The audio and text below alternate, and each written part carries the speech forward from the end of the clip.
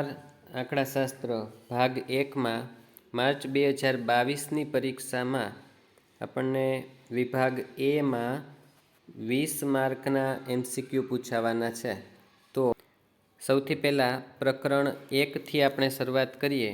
તો પહેલો પ્રશ્ન છે, જીવન નિર્વાહ ખર્ચના સૂચકાંકની રચનામાં કયા ભાવ ધ્યાનમાં લેવાય છે? તો આન્સર છે છૂટક ભાવ. કારણ કે આપણે ઘર વપરાશની જે વસ્તુઓ છે એ છૂટક લેતા હોઈએ છીએ. ત્યારબાદ બીજો પ્રશ્ન છે, સૂચકાંકની રચનામાં કઈ સરેરાશને શ્રેષ્ઠ ગણવામાં આવે છે?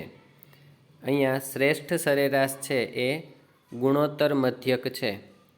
આવો જ એક બીજો પ્રશ્ન પૂછાતો હોય છે, કઈ સરેરાશ એ પ્રચલિત સરેરાશ છે? તો પ્રચલિત સરેરાશ ભારિત મધ્યક છે, જ્યારે અહીંયા શ્રેષ્ઠ સરેરાશ ગુણોત્તર મધ્યક છે. ત્યારબાદ ત્રીજો પ્રશ્ન, ચલ રાશિની કિંમતમાં થતા લાંબા ગાળાના ફેરફારની સરખામણી માટે કઈ રીત ઉપયોગી છે? લાંબા ગાળાના ફેરફાર માટે અચલ આધારની રીત ઉપયોગી છે, જ્યારે આ જ પ્રશ્નમાં અહીંયા ટૂંકા ગાળાના ફેરફારની વાત હોય તો આન્સર પરંપરિત આધારની રીત એવો થશે.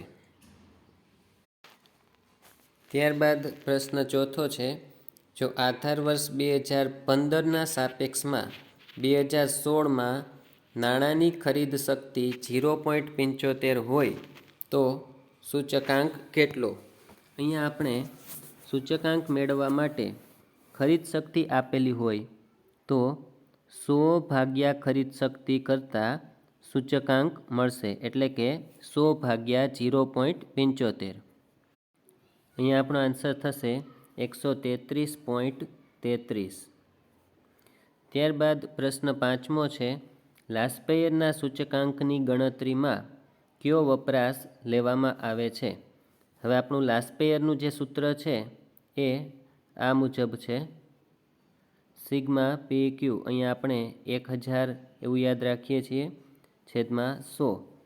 તો અહીંયા આપણે જોઈ શકીએ કે છેદમાં જે છે એ 0 છે. તો 0 એટલે કે આધાર વર્ષ. તેના પરથી આપણે યાદ રાખવાનું છે કે લાસ્પેયરના સૂચકાંકની વાત આવે ત્યારે આપણો જવાબ થશે આધાર વર્ષનો વપરાશ લેવામાં આવે છે.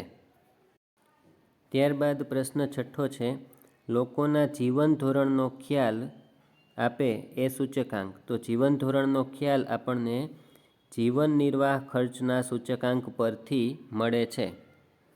ત્યારબાદ પ્રશ્ન સાતમો, એક વસ્તુનો ભાવ આધાર વર્ષની સરખામણીમાં 3.2 ગણો વધે છે તો સૂચકાંક કેટલો થાય?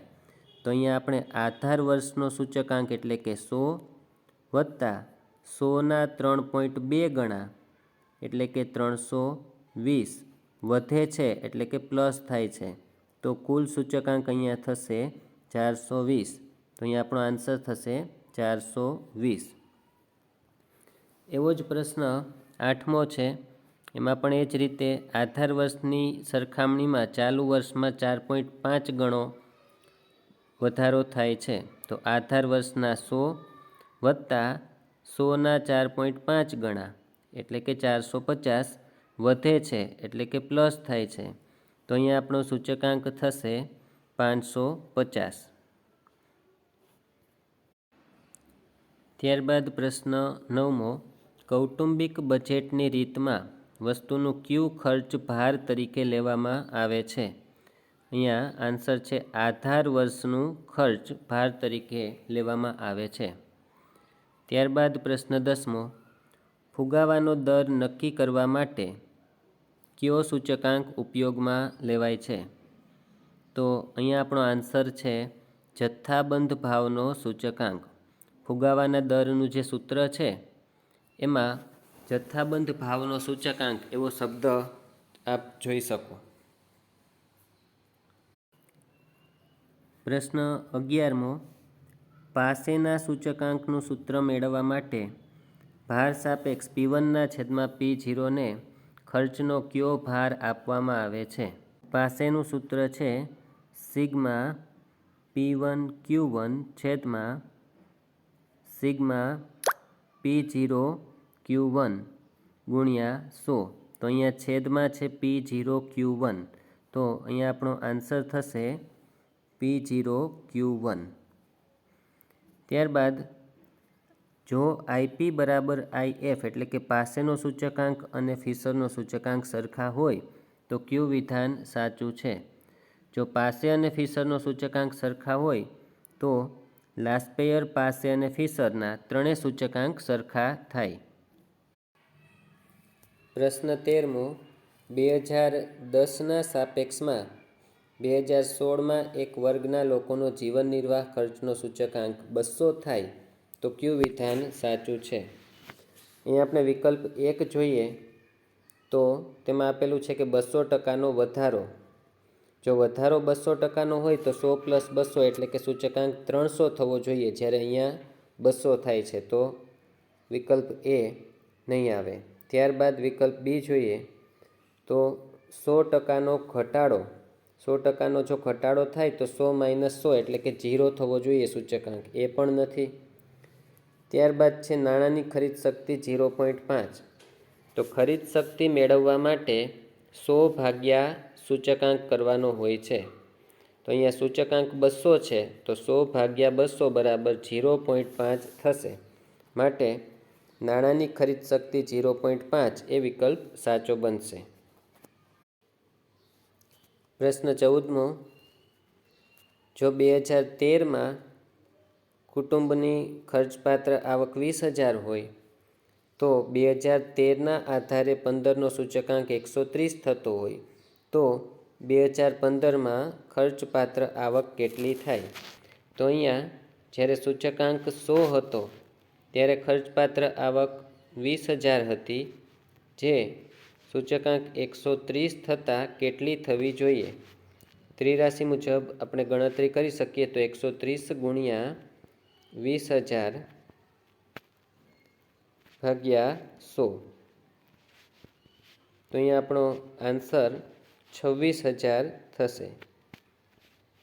તો કુટુંબની ખર્ચપાત્ર આવક 130 સૂચકાંક માટે 26,000 થશે. 15મો પ્રશ્ન છે આધાર વર્ષનો સૂચકાંક કેટલો લેવામાં આવે છે? અહીંયા આધાર વર્ષનો સૂચકાંક કેટલો લેવામાં આવે છે? તો આધાર વર્ષનો સૂચકાંક 100 લેવામાં આવે છે. ત્યારબાદ ફિશરનો સૂચકાંક એ લાસ્પેયર અને પાસેના સૂચકાંકનો કેવો મધ્યક છે? તો આન્સર થશે ગુણોત્તર મધ્યક. સૂચકાંકની રચનામાં કઈ સરેરાશ આદર્શ છે? તો અહીંયા આદર્શ સરેરાશ ગુણોત્તર મધ્યક થશે. ત્યારબાદ સૂચકાંકની રચનામાં પ્રચલિત સરેરાશ કઈ છે? પ્રચલિત સરેરાશ ભારિત મધ્યક છે, જ્યારે આદર્શ સરેરાશ ગુણોત્તર મધ્યક છે.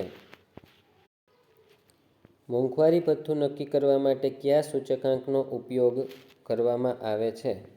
આન્સર છે જીવન નિર્વાહ ખર્ચનો સૂચકાંક. પ્રશ્ન 20મો, કયા પ્રકારનો ભાર સંખ્યામાં રજૂ કરી શકાતો નથી? તો ગર્ભિત ભાર સંખ્યામાં રજૂ કરી શકાતો નથી. ત્યારબાદ પાસેના સૂત્રમાં કુલ ખર્ચ મેળવવા કયા વર્ષનો જથ્થો ધ્યાનમાં લેવાય છે? તો ચાલુ વર્ષનો. લાસ્પેયરમાં આધાર વર્ષનો અને પાસેના સૂત્રમાં ચાલુ વર્ષનો જથ્થો ધ્યાનમાં લેવાય છે. ત્યારબાદ સૂચકાંક એ કેવું માપ છે? તો સૂચકાંક એ ચાલુ વર્ષની ભૂતકાળના પાછલા અન્ય વર્ષો સાથેની સરખામણી છે. સરખામણી એટલે કે સાપેક્ષ માપ છે. આદર્શ સૂચકાંક એટલે કે ફિશરનો સૂચકાંક એ આદર્શ સૂચકાંક તરીકે ઓળખાય છે, કારણ કે તે લાસ્પેયર અને પાસેના સૂચકાંકનો ગુણોત્તર મધ્યક છે. ત્યારબાદ કઈ રીતમાં આધાર વર્ષ પ્રત્યેક વર્ષે બદલાય છે? તો પરંપરિત આધારની રીતમાં આધાર વર્ષ પ્રત્યેક વર્ષે અગાઉનું વર્ષ લેવાય છે, એટલે કે બદલાતું રહે છે. કયા પ્રકારના ભારને સંખ્યામાં દર્શાવી શકાય છે?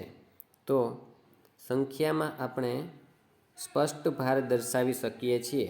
સ્પષ્ટ ભારને સંખ્યામાં દર્શાવી શકાય જ્યારે ગર્ભિત ભારને સંખ્યામાં દર્શાવી શકાતો નથી. આધાર વર્ષ કેવું હોવું જોઈએ? તો આધાર વર્ષ કુદરતી આફતોવાળું કે રાજકીય ઉથલપાથલવાળું ન હોવું જોઈએ.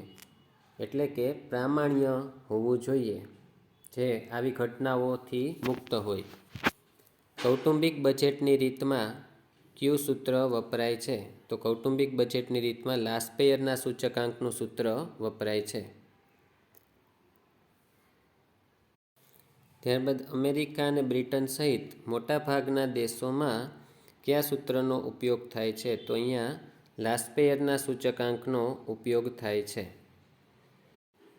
કયા સૂચકાંકમાં ચાલુ વર્ષનો જથ્થો ગણતરીમાં લેવાય છે? પાસેના સૂત્રમાં ચાલુ વર્ષનો જથ્થો, જ્યારે લાસ્પેયરના સૂત્રમાં આધાર વર્ષનો જથ્થો ગણતરીમાં લેવાય છે.